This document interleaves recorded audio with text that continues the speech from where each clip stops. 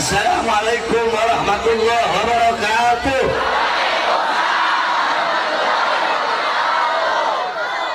Alhamdulillahil ahad, wassalatu wassalam ala man fis sama ismuhu Ahmad wa fil ardi ismuhu Muhammad wa ala alihi wa sahbihi wa ba'd.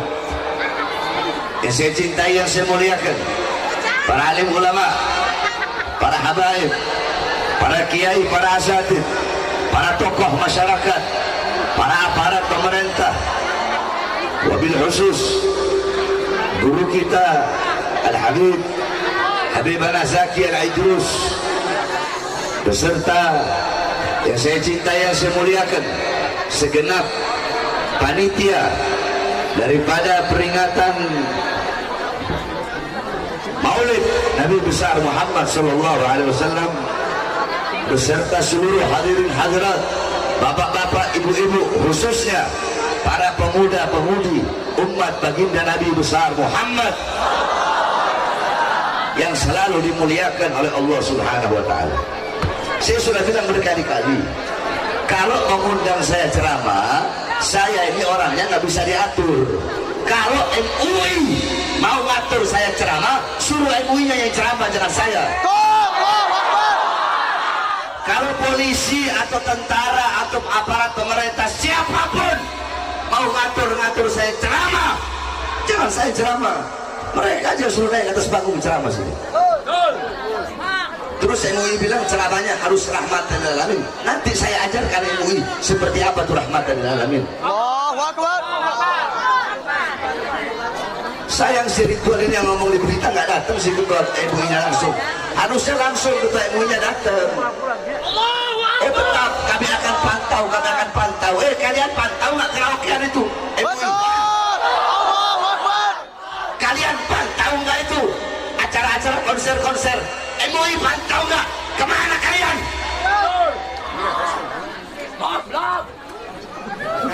Saudara-saudara sekalian, kita duduk di majelis untuk merayakan Maulid Nabi besar Muhammad sallallahu alaihi wasallam.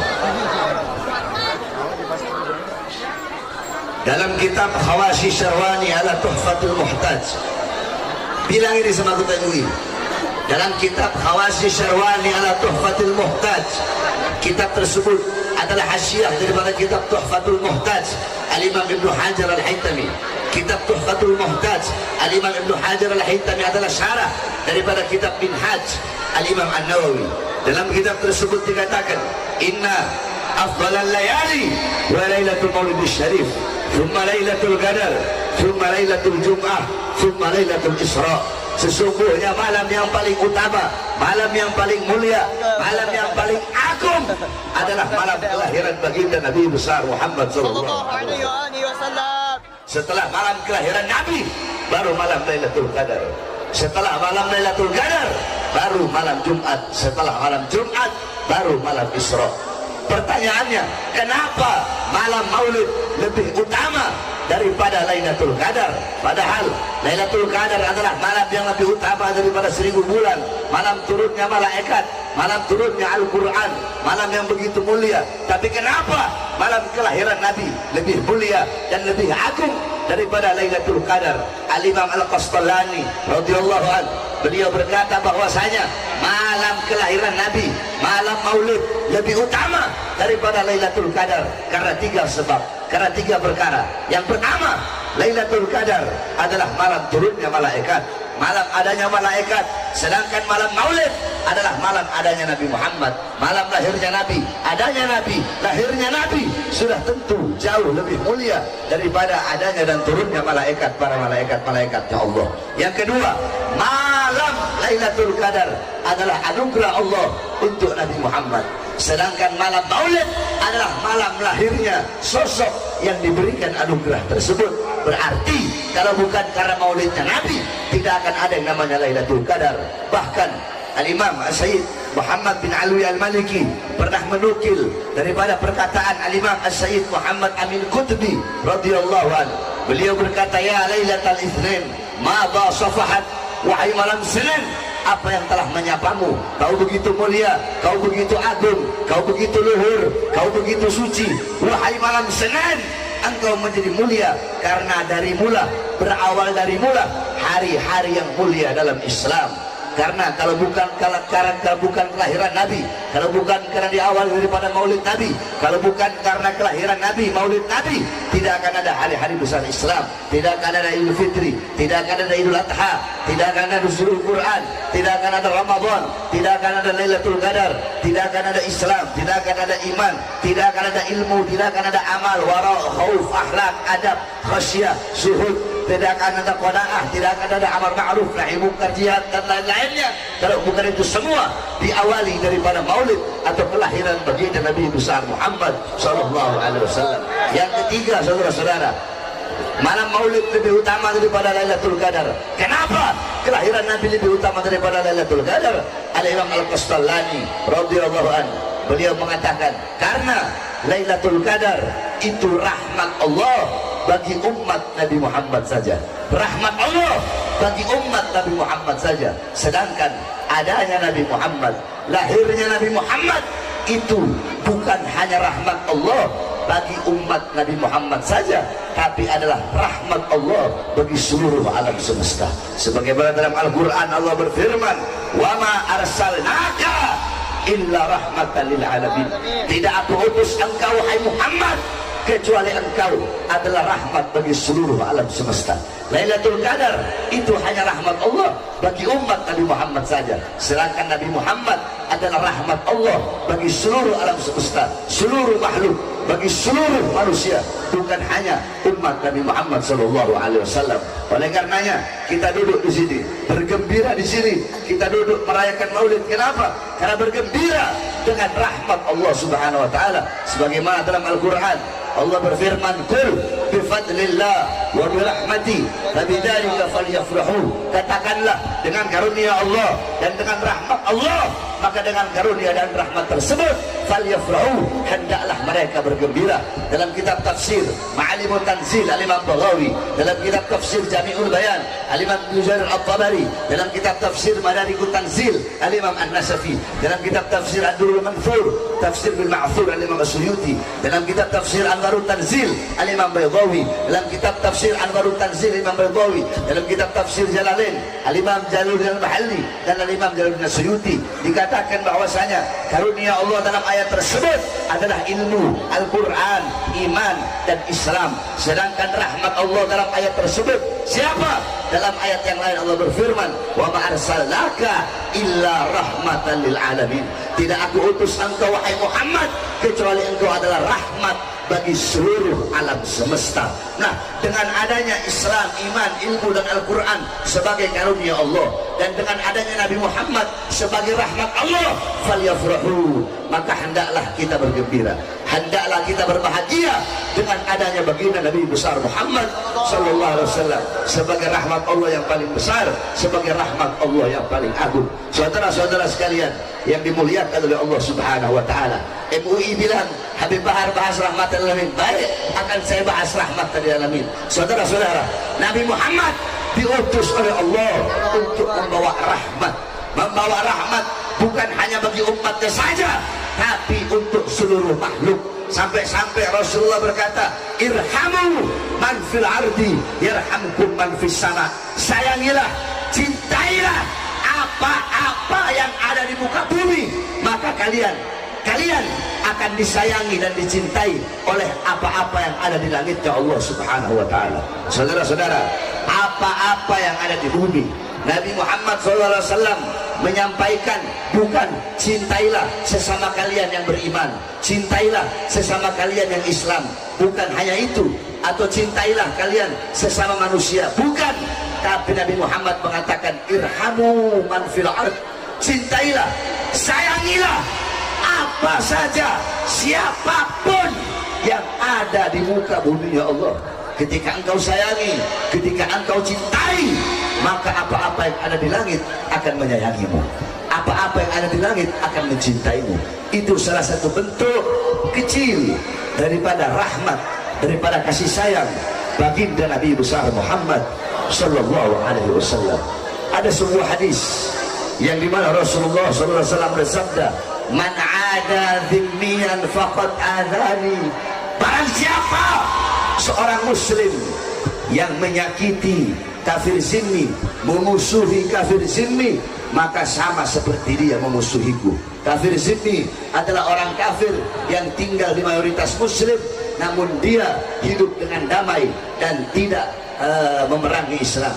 Itu kafir zimmi. Kalau ada yang memusuhinya, kata Rasulullah, sama seperti dia memusuhiku. Dalam hadis yang lain Rasulullah berkata lagi, "Man qatala mu'ahadan lam yarih raihatal jannah." Barang siapa seorang muslim yang membunuh orang kafir yang memiliki perjanjian damai dengan umat Islam, ini orang kafir dia damai dengan Islam, tapi si Islam membunuh dia, maka si muslim yang membunuh tidak akan pernah mencium bau surga. Begitu kasih sayang Nabi besar Muhammad sallallahu alaihi wasallam. Bagaimana kasih sayang Nabi kepada seorang Yahudi yang buta? Bagaimana kasih sayang Nabi, kecintaan Nabi, rahmatnya Nabi, akhlaknya Nabi, pribadi beliau dihina, dicaci, dimaki, Nabi Muhammad diem, dilempar kotoran onta, dilempari dengan kotoran onta, dengan perut onta, beliau diem. Bahkan beliau menjenguk orang yang ketika melempari kotoran onta tersebut orangnya sakit, dijenguk oleh beliau. Saudara-saudara, Nabi Muhammad selama urusan pribadi, Nabi Muhammad selalu rahmatan lil alamin. Tapi coba engkau lihat bagaimana ketika sudah urusan agama, bagaimana ketika sudah menyangkut kaitan dengan agama, atau berkaitan dengan umat, atau berkaitan dengan rakyat, Nabi Muhammad tidak pernah diam. Bagaimana dengan hadis yang dimana Nabi Muhammad SAW pernah bersabda, "Man li Ka'ab ibn Ashraf, man li Ka'ab ibn Ashraf faqad adallah wa rasul."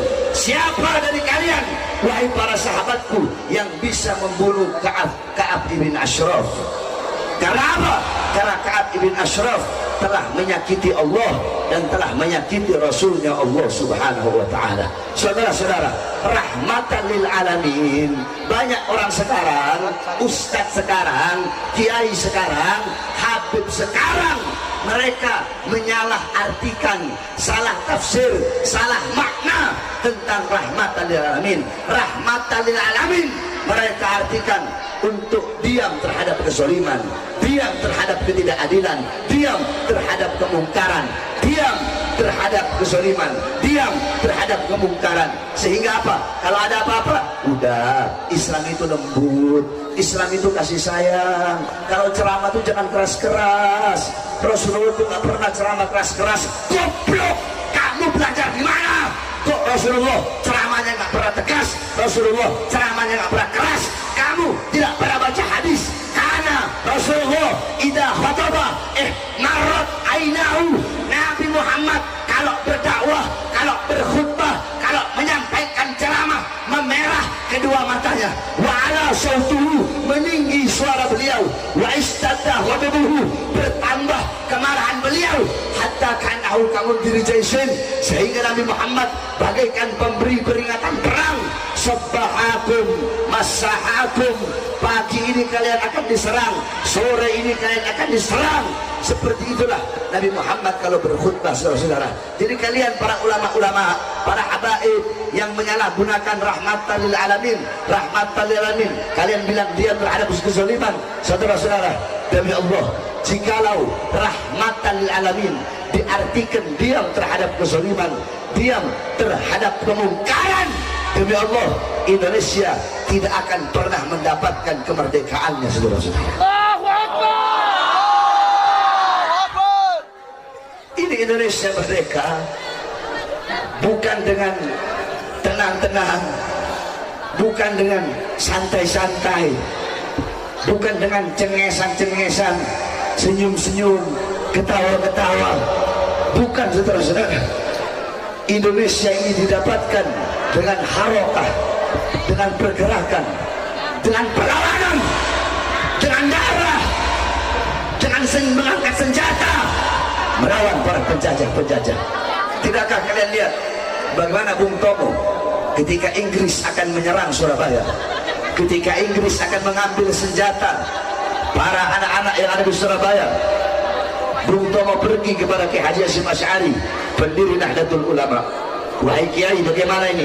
Besok Inggris akan datang untuk mengambil senjata mereka. Saudara-saudara, jikalau Islam rahmatan lil alamin diartikan diam terhadap kezaliman, diam terhadap penindasan, maka jawaban Ki Hasyim Asy'ari, udahlah, biarin aja, kita pasrah aja, doa aja sama Allah, mudah-mudahan Belanda dapat hidayah, Inggris dapat hidayah. Tapi apakah seperti itu jawaban beliau? Tidak, saudara-saudara. Bagaimana jawaban beliau ketika Bung Tomo datang? Apa kata beliau? Hubbul watan minal iman, cinta tanah air, cinta negara kesatuan Republik Indonesia merupakan bagian daripada iman.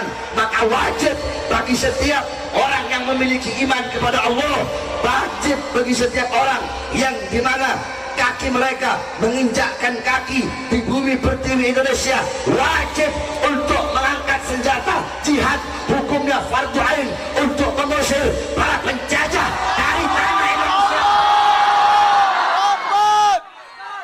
Kalau rahmatan lil alamin diartikan diam terhadap kezaliman, diam terhadap penindasan, diam terhadap kemungkaran, maka Indonesia tidak akan pernah mendapatkan kemerdekaannya. Betul? Kira-kira Ustaz, si Ridwan dengarin apa enggak? Hah? Dengar apa enggak dia itu? Ketua MUI apa Bandung Barat. Dengar enggak dia? Telepon kalau perlu dia sekarang.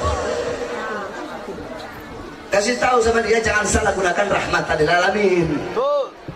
Rahmatan lil alamin itu bukan diam terhadap kezaliman, bukan diam terhadap kemungkaran. Betul? Jadi Ustaz kok goblok amat? Biadab. Jadi kiai kok goblok banget sih? Biadab. Pakai mengajar-ngajarin kita orang ini mondok 18 tahun. Jadi nggak usah diajar-ajari masalah rahmatan lil alamin. Betul? Jangan ajarkan kita tentang nasionalisme. Betul? Kita ini Ahlus Sunnah wal Jamaah. Ahlus Sunnah wal Jamaah, akidah Asy'ari, Maturidi, mazhab Syafi'i. Kita orang tahu, kita belajar, haram, tidak boleh melawan pemerintah yang sah. Betul? Tidak boleh melawan atau menjatuhkan pemerintah yang sah. Betul? Yang kita lawan bukan pemerintahnya. Terus apa yang kita lawan? Yang kita lawan kezalimannya, yang kita lawan ketidakadilannya, yang kita lawan kemungkarannya, yang kita lawan kebijakan-kebijakan pemerintah yang menguntungkan asing dan menyengsarakan rakyat, sehingga kita rakyat Indonesia menjadi budak di tanah air kita sendiri. Itu yang kami perjuangkan, para pemuda-pemudi Islam, selama kedua mata kami masih terbuka untuk melihat kemungkaran para pemerintah. Maka selama itu kami akan tegak berdiri melawan kemungkaran, melawan kezaliman, melawan ketidakadilan pemerintah sampai titik darah. Semua yang ada di sini siap lawan kezaliman, siap lawan kezaliman, siap lawan kemungkaran, siap lawan ketidakadilan. Allahu Akbar.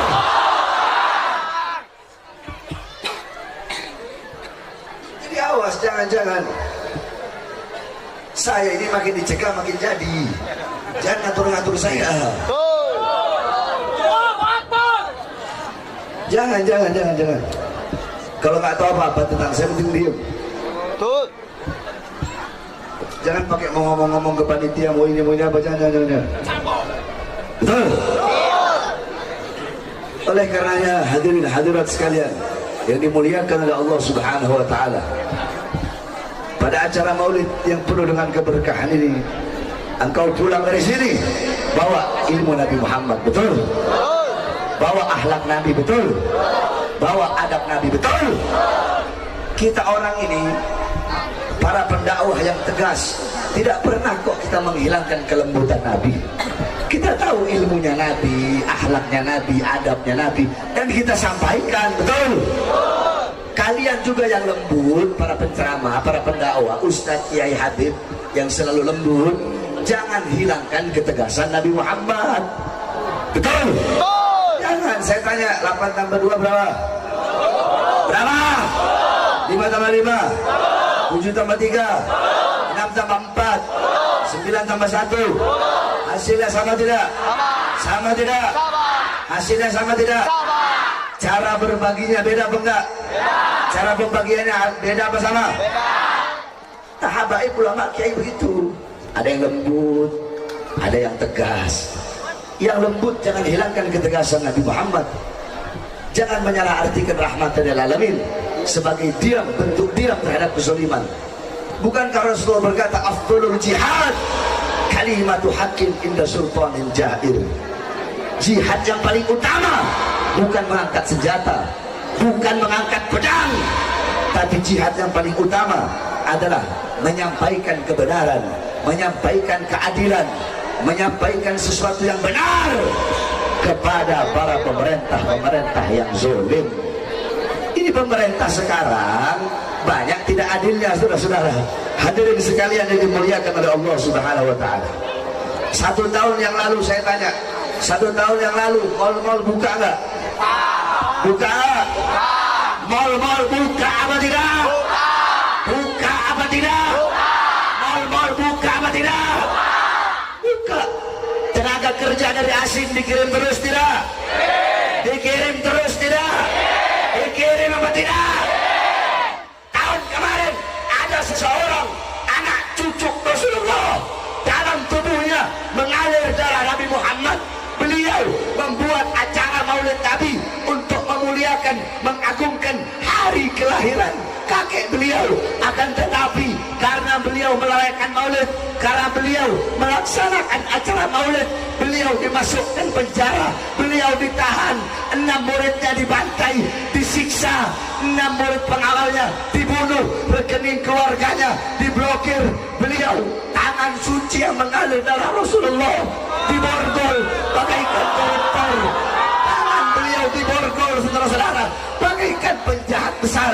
Padahal beliau masuk penjara hanya gara-gara melaksanakan acara Maulid kakeknya Rasulullah SAW. Demi Allah, tidak ada di dalam sejarah dunia, dalam sejarah muka bumi, apalagi Indonesia yang mayoritas Ahlus Sunnah wal Jamaah, tidak ada satupun habib yang ditangkap, yang dimasukkan penjara karena merayakan Maulid, kecuali anak Habib Rizik bin Husain bin Syihab. Tangan beliau diborgol kayak koruptor. Koruptor dibiarkan, saudara. Koruptor tangannya telah diborgol. Beliau masuk penjara karena merayakan Maulid, tangannya diborgol bagaikan koruptor, bagaikan gembong narkoba, bagaikan penjahat besar, bagaikan mafia besar. 6 pengawalnya dibantai, kukunya dilepas, ditembak, kemaluannya dibakar. Saya tanya, adil apa tidak? Adil apa tidak? Zalim apa tidak? Zalim apa tidak? Zalim apa tidak? Itu yang kita lawan, saudara. Itu yang kita sampaikan. Dan ingat kalian para pemerintah, kami bangsa Indonesia, kami rakyat Indonesia. Saya tanya, kita yang ada di sini rakyat atau bukan? Kita rakyat atau bukan? Masyarakat atau bukan? Kita masyarakat Indonesia, betul? Kita rakyat Indonesia, betul? Saya tanya, seragam mereka dari rakyat atau bukan? Dari rakyat atau bukan? Dari rakyat atau bukan? Mobil dinas mereka dari siapa? Dari siapa? Jawab yang keras, dari siapa? Rumah dinas mereka dari siapa? Dari siapa? Haji mereka dari siapa? Semuanya, mulai polisi, tentara, RT, RW, lurah, camat, bupati, wali kota, menteri, presiden, gubernur, kemudian anggota dewan, MUI, seluruh anggota pemerintah, gaji mereka dari kami rakyat. Betul.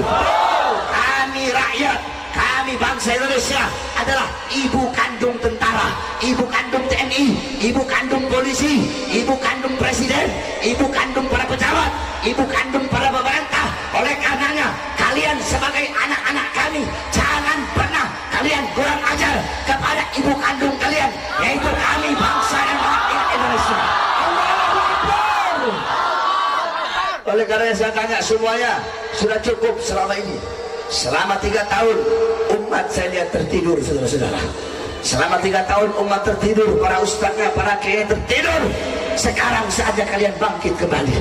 Hei para tokoh-tokoh Islam, hei para pejuang-pejuang Islam, hei singa-singa Allah, hei para ustadz, hei para kiai, hei para habaib, hei para pemuda-pemudi Islam. Sekarang saatnya kalian bangkit.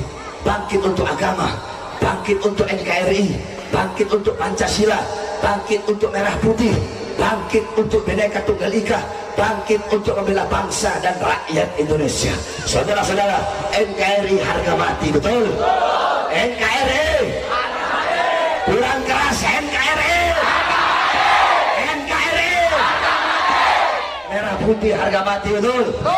Merah putih NKRI merah putih Pancasila UUD 45 bangsa Indonesia, rakyat Indonesia.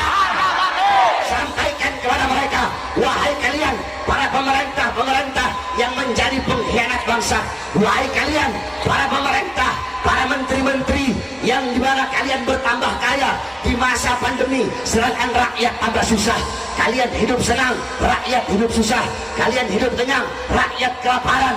Hei kalian ingat, demi Allah, kami para pemuda-pemudi Indonesia bersumpah, selama darah kami masih merah, tulang kami masih putih, merah putih, maka selama itu kami akan tegak berdiri, berada di barisan paling depan, takkan berpisah hancur untuk membela negara kesatuan Republik Indonesia. Saudara, siap berjuang, siap berjuang, siap hancur, siap binasa, siap mati, siap mati, siap hancur. Allahu Akbar, Allahu Akbar, Allahu Akbar. Ketidakadilan di negara ini sudah dipertontonkan dengan nyata, betul? Bukan lagi rahasia-rahasia. Hukum tajam ke kanan, tumpul ke kiri. Hukum tajam ke bawah, tumpul ke atas, betul?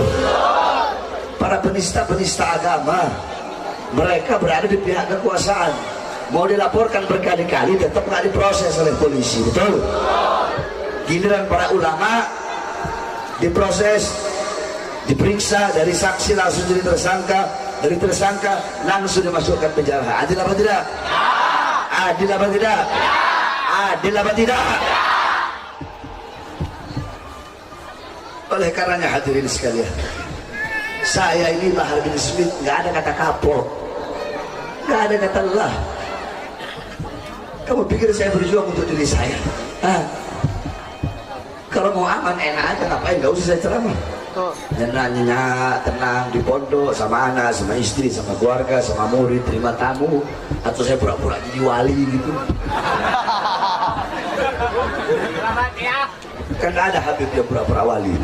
Banyak. Tapi tidak, saudara-saudara. Saya ambil resiko itu.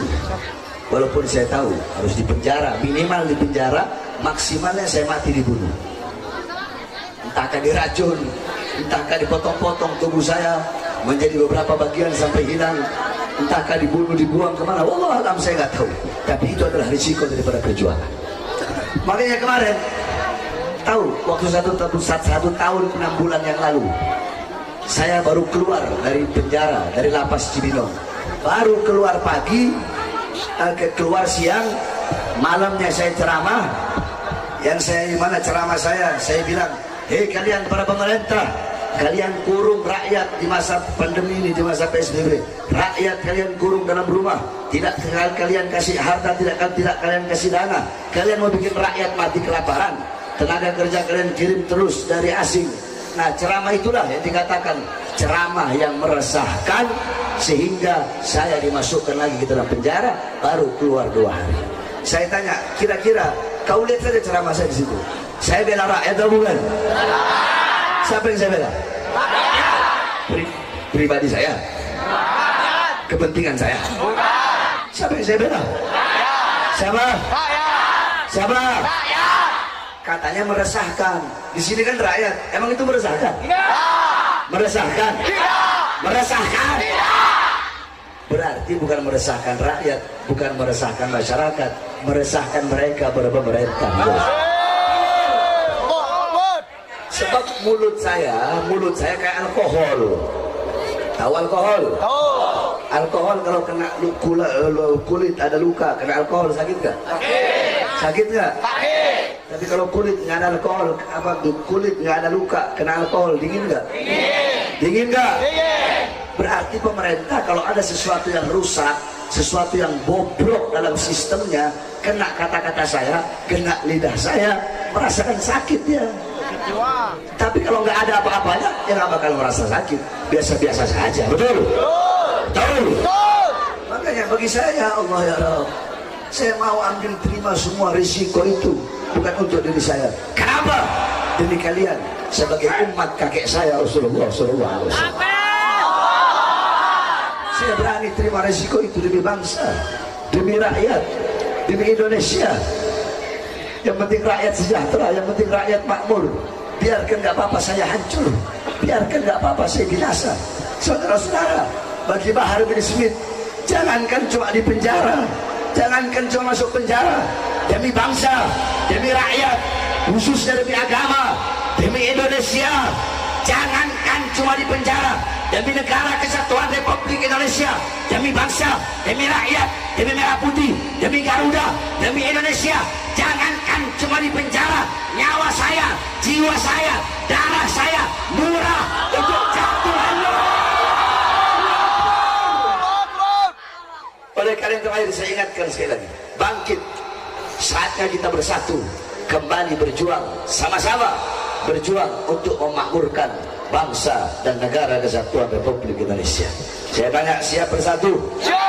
Siap bersatu? Siap bersatu? Siap bersatu?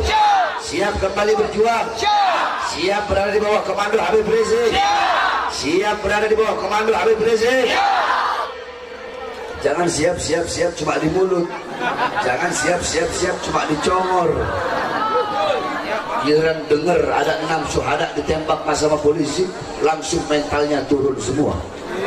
Harusnya dengan wafatnya 6 syuhada, dengan wafatnya 6 pengawal, 6 laskar FPI, itu jangan jadikan air untuk memadamkan semangat kalian. Harusnya dengan wafatnya 6 syuhada, dengan wafatnya 6 laskar yang mengorbankan nyawanya, jiwanya demi membela anak cucu Rasulullah SAW, mereka tidak peduli walaupun nyawa mereka harus hilang, yang penting anak cucu Rasulullah selamat, yang penting anak cucu Rasulullah aman. Itu baru namanya cinta. Nah, dengan adanya kejadian wafatnya 6 syuhada tersebut, jangan jadikan air yang memadamkan semangat juang kalian. Harusnya kisah wafatnya 6 syuhada, 6 laskar FPI yang membela Habib Rizik, jadikan mereka sebagai batu bara, sebagai bara api yang menjadi api yang menambah semangat juang kalian untuk membela anak cucu Rasulullah SAW.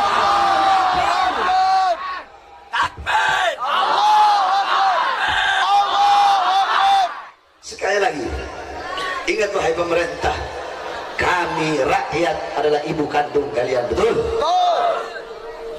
Uang kalian, senjata kalian, tank kalian, pesawat tempur kalian dari keringat kami para rakyat, betul? Yang beli beli tank pakai uang mana? Uang negara. Uang negara dari mana? Dari mana? Beli pesawat dari negara. Uang negara dari mana? Beli senjata, baik polisi ataupun tentara, beli water cannon, polisi, tentaranya beli tank. Itu uang dari negara. Negara uang dari mana? Dari mana? Beli tank, beli pesawat, beli kapal tempur, beli senjata. Itu untuk menjaga kedaulatan Indonesia, untuk menjaga perbatasan-perbatasan Indonesia dari cengkraman-cengkraman negara asing, betul. Untuk menjaga keutuhan negara kesatuan Republik Indonesia, betul. Untuk melawan para kelompok-kelompok separatis, para kelompok-kelompok yang ingin memisahkan diri, yang ingin membuat negara sendiri atau melepaskan diri dari Indonesia, betul. Jadi negara beli tank itu buat perang, bukan buat nurunin baliho.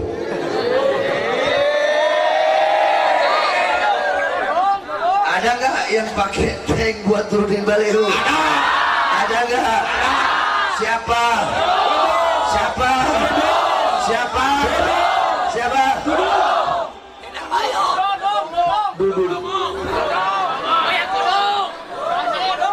Jenderal Baliho. Naik, sekarang udah 4 bintangnya. Dulu cuma 2. Gara-gara Baliho kayak loncat jadi 4, saudara-saudara. Sama ormas Islam galak. Wow, apa itu FPI? Bubarkan saja FPI. Sama Habib Rizik nggak manggil Habib. Apa itu Rizik itu? Sok jagoan Rizik itu. Wow. Giliran sama OPM takut.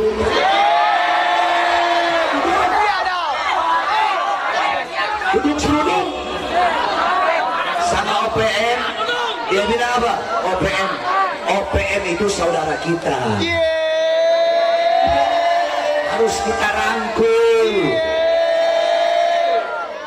Pernyataan seperti ini benar apa tidak? Benar. Harus dirangkul. Benar apa salah? Benar apa salah? Benar apa salah? Siapapun yang ingin menegakkan atau ingin membangun negara sendiri atau ingin melepaskan diri dari Indonesia, maka mereka adalah teroris. Betul? OPM itu teroris. Berapa banyak prajurit-prajurit baik dari polisi ataupun dari tentara yang mereka bantai, banyak yang gugur, banyak prajurit-prajurit polisi, tentara dibunuh oleh OPM, dibantai oleh OPM, warga sipil dibantai oleh OPM, terus mau dirangkul sama Dudung. Salah besar. OPM bukan dirangkul, tapi mereka harus diperangi sampai ke akar-akarnya.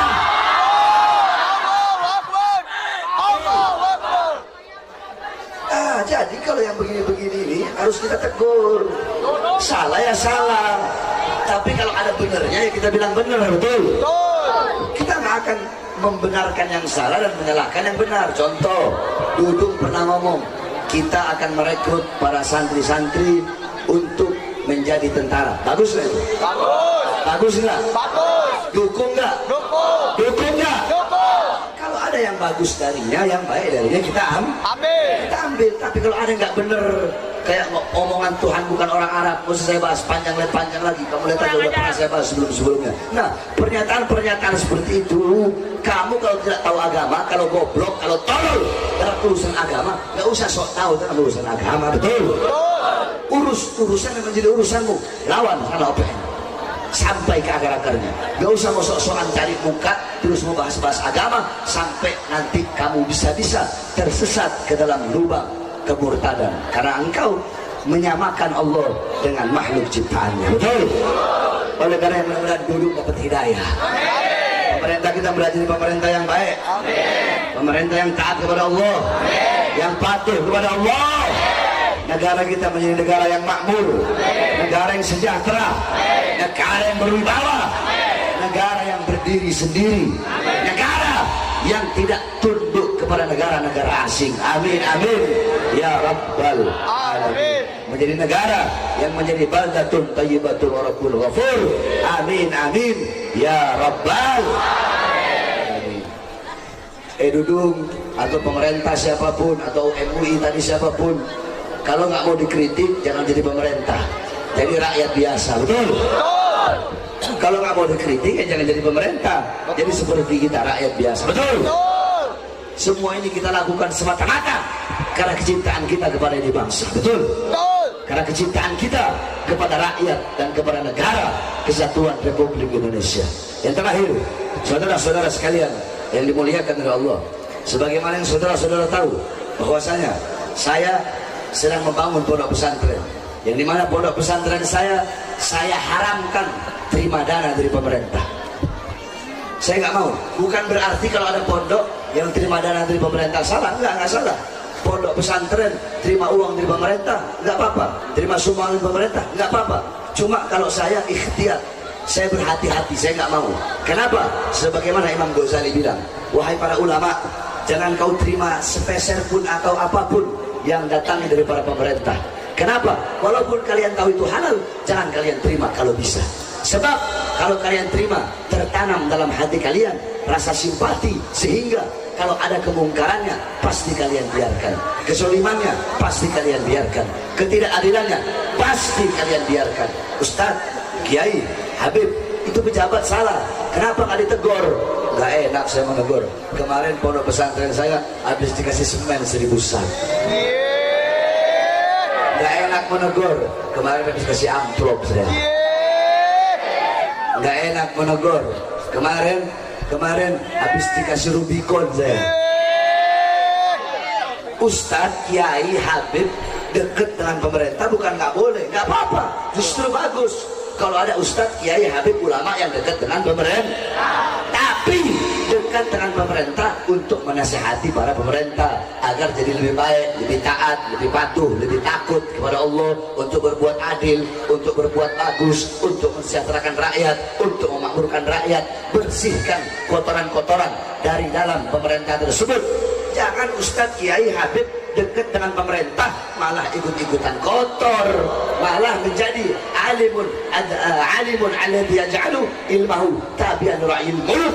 Jadi orang berilmu yang ilmunya dijadikan untuk mengikuti kemauan para penguasa. Penguasa maunya A, dia tahu ini A salah, bukan enggak, tapi dia membenarkan yang salah, mencari-cari dalil, kalimatul hakim, yakni kalimatul haq uridu bihal batil, kalimat yang benar, ayatnya benar, tapi dijadikan untuk tujuan-tujuan yang batil.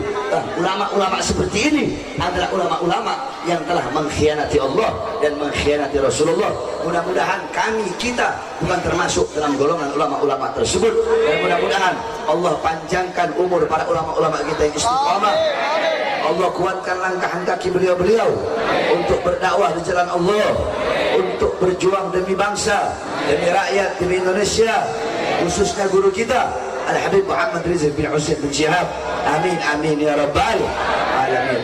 Ya, jadi nanti Habib Basim Al-Habsyi beliau menyanyikan mars prajurit pembela Rasulullah. Nanti jamaah keluarkan harta di jalan Allah. Ingat, tidak ada harta yang bisa menyelamatkanmu dalam kubur kecuali harta yang dikeluarkan di jalan Allah Subhanahu wa taala. Mudah-mudahan Allah selamatkan kita semua dari azab dunia dan azab akhirat. Amin amin rabbal alamin. Sekaligus nanti kita doakan saudara-saudara kita yang sedang dilanda musibah di Semeru. Mudah-mudahan yang wafat, yang meninggal, Allah Subhanahu wa taala terima segala amal ibadahnya. Yang sakit, yang terluka, cepat Allah pulihkan.